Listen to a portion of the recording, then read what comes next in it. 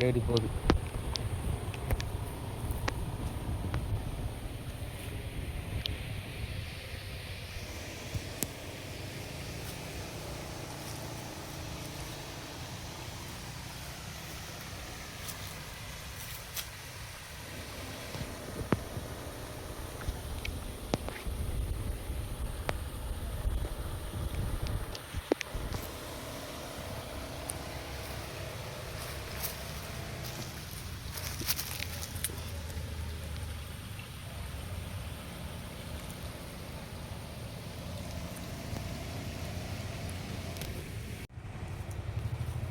போனால் சாரம் பஸ்ஸில் இருந்துருக்கு.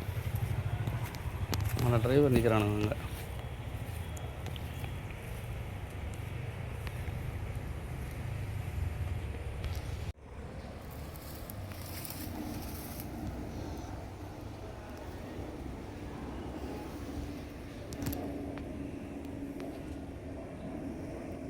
ஏரியில் கலக்கிட்டு போகணும்.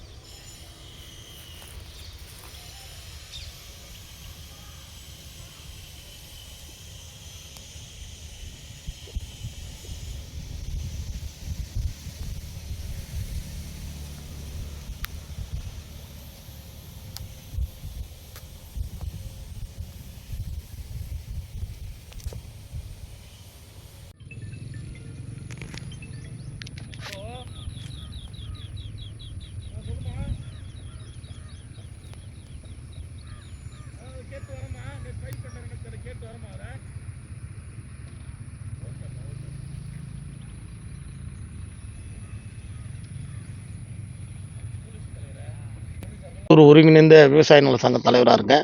என் பேர் வந்து செல்வக்கண்ணன்.